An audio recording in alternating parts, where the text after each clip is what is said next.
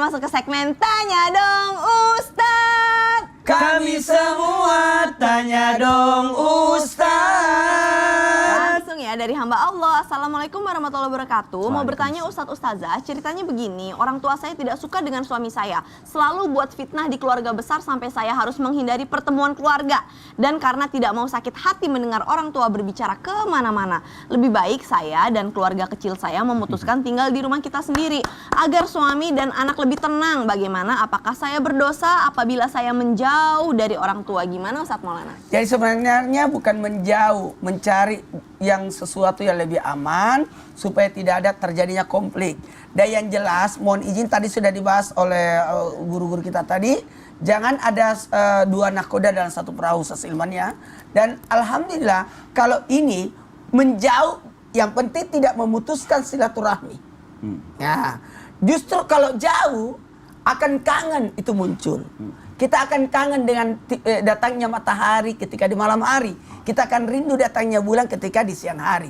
Jadi kalau berjauhan itu menimbulkan rasa cinta, kangen, rindu. Itu enak. Jadi bukan untuk memisahkan dalam artian memutus silaturahmi, tapi untuk menjadikan lebih baik lagi. Dan yang paling penting ketika memutuskan sesuatu perkara, putuskan dengan sebaik-baiknya, cari jalan keluar yang baik. Jangan karena ego kita atau nafsu kita sehingga mohon maaf yang mendapatkan hasil itu justru merasa terzolimi. Yang putuskan bersama. Jadi memang harus saling komunikasi. Saya juga pernah tinggal sama ibu karena ibu saya, kamu harus tinggal di rumah ini.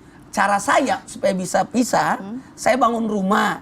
Saya bilang rumah saya sudah selesai. Oh, alasan. Terus ambil adik saya tinggal sama ibu, saya pindah ke sana. Insya Allah nggak ada dosa di situ ya Ustadz ya. Baik, jazakallah khair Ustadz Maulana. Nah berikutnya nih dari Instagram hamba Allah. Assalamualaikum Ustadz, saya ingin bertanya bagaimana dengan orang tua yang menginginkan setelah anak perempuannya menikah, pengen selalu sama anak perempuannya sampai akhir hayatnya. Apakah sebagai anak perempuan harus tetap memenuhi keinginan orang tua yang keinginannya seperti ini atau bagaimana? Mohon pencerahannya Ustadz Hilman. Iya baik, Masya Allah, Tabarakallah. Duhai orang tua, jika kita diizinkan dan diamanahkan anak perempuan, maka setelah dia menikah tentu tanggung jawabnya berpindah kepada suaminya. Ini harus kita pahami dan kita sadari. Tetapi juga ya seorang suami harus tanya gitu. Jika keadaan orang tuanya memang harus diperhatikan, harus dijaga, dan memang hanya satu gitu ya, satu-satunya hanya anak perempuan itu yang bisa menjaga dia, maka belajarlah untuk ridho juga, kemudian agar tidak mengedepankan ego kita. Sebenarnya poinnya bukan mana yang harus didahulukan sih, tapi mana yang harus kita ngertikan di awal keadaan yang dihadapkan dalam rumah tangga kita. Insya Allah, jika keadaan orang tuanya harus dijaga, maka seorang perempuan mau tidak mau pastikan hadirnya kita. Maka suami harus ikhlas, harus ridho gitu, karena ya ada orang tua harus dijaga gitu.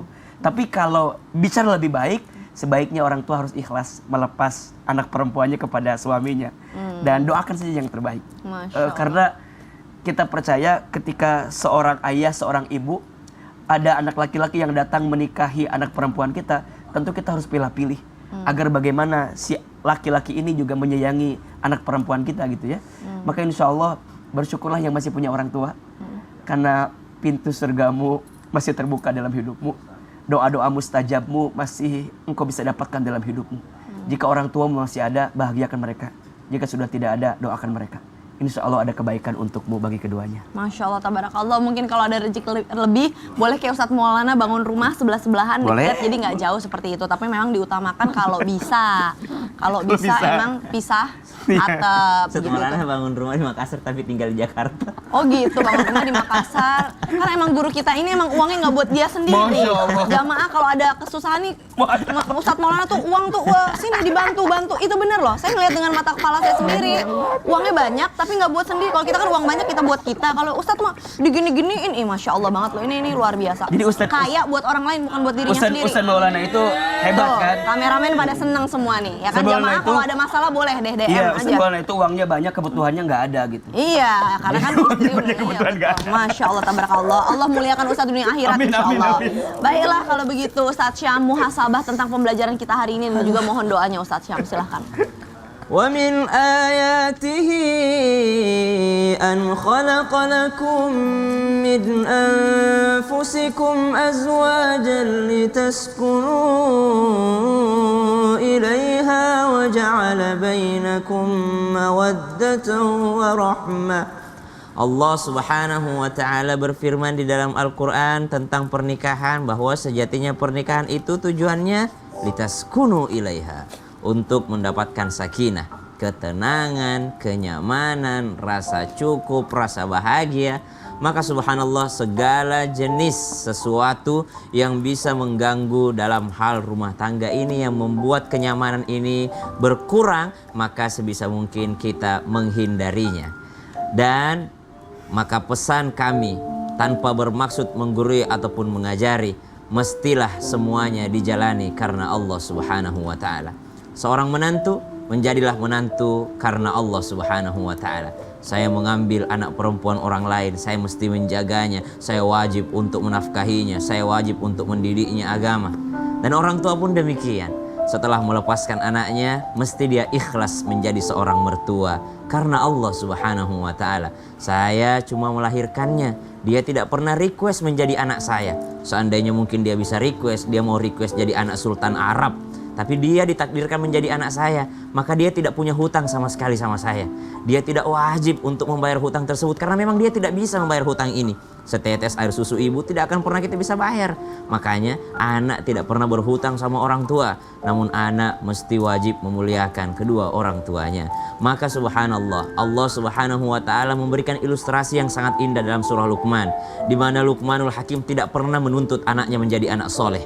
Luqmanul Hakim hanya berpesan, la tusyrik billah, anakku jangan kau sekutukan Allah, jangan sekutukan Allah, jangan sekutukan Allah. Setelah Luqmanul Hakim berpesan kepada anaknya, Allah langsung yang berpesan kepada anak Luqmanul Hakim dengan mengatakan, wa wassaynal insana biwalidayhi hamalathu ummuhu wahnan ala wahn. Wahai anaknya Luqman, berbaktilah engkau kepada orang tuamu yang telah melahirkanmu, yang telah bersusah payah denganmu. Jadi bukan Luqman yang memerintahkan anaknya jadi anak soleh, tapi Allah langsung yang memerintahkan anak Luqman menjadi anak soleh. Kenapa? Karena Luqmanul Hakim fokus membuat anaknya tidak menyekutukan Allah Subhanahu wa taala. Kita orang tua kadang-kadang terlalu banyak menuntut kepada anak, kau itu harus berbakti sama mama, kau itu harus berbakti sama papa yang menyekolahkanmu. Kita lupa untuk membuat anak takut kepada Tuhan. Padahal ketika anak sudah takut kepada Tuhan, mustahil dia tidak memuliakan kedua orang tuanya. Bismillahirrahmanirrahim. Alhamdulillahi rabbil alamin. Allahumma salli ala sayyidina Muhammadin nabiyil ummi wa ala alihi wa sahbihi wa sallim.